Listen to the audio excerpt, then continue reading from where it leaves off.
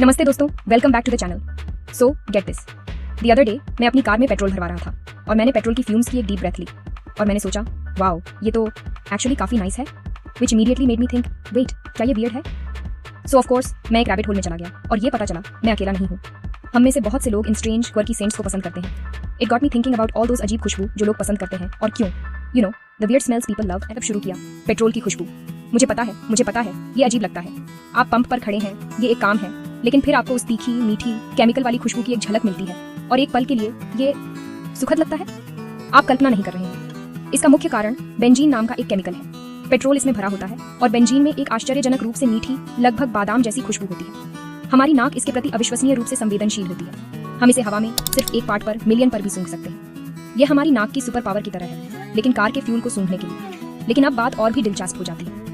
ये एक बहुत ही हल्का फ्लीटिंग हाई है। तो जो सुखद एहसास आपको मिलता है वह सिर्फ नॉस्टैल्जिया नहीं है, ये आपके दिमाग में एक छोटी छोटी केमिकल पार्टी हो रही है। ये एक मीठी खुशबू, शक्तिशाली यादों और थोड़ी सी साइंस प्रेरित ब्लिस का कॉम्बिनेशन है। ओके, चलो गैरेज से लाइब्रेरी चलते हैं। यहाँ किसको पुरानी किताबों की खुशबू पसंद है? हाथ उठाओ।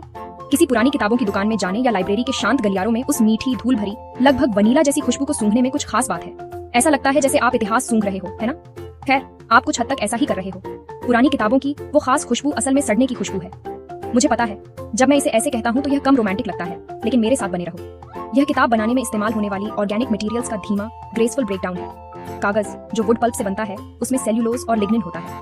दशकों से ये कंपाउंड्स एसिड हाइड्रोलिसिस नामक प्रक्रिया से टूटते रहते हैं। यह प्रक्रिया हवा में वॉलेटाइल ऑर्गेनिक कंपाउंड्स का एक पूरा कॉकटेल छोड़ती है। हम वैनिलिन जैसे कंपाउंड्स की बात कर रहे हैं, जो एक मीठी वनीला जैसी खुशबू देता है। इसमें कोई हैरानी नहीं। फिर बेंजाल्डिहाइड है, जो बादाम का एक हिंट जोड़ता है। आपको टोल्वीन और एथिल बेंजीन भी मिलते हैं, जो थोड़ी मीठी, लगभग फूलों जैसी खुशबू देते हैं। यह एक कॉम्प्लेक्स बुके है, डिके की एक सिम्फनी, जो हमारी नाक को अविश्वसनीय रूप से आकर्षक लगती है। तो हम किसी ऐसी चीज की गंध क्यों पसंद करते हैं जो सचमुच टूट रही है? फिर से ये अगली वाली सभी स्पोर्ट्स फैंस के लिए है, या उन सभी के लिए जिनके पास बड़े होते हुए एक कुत्ता था। मैं उस अविश्वसनीय रूप से खास, संतोषजनक खुशबू की बात कर रहा हूँ, जो आपको तब मिलती है जब आप टेनिस बॉल्स का एक नया कैन खोलते हैं। वुश, वह आवाज, उसके बाद वह खुशबू, ये बस सबसे अच्छी है ना?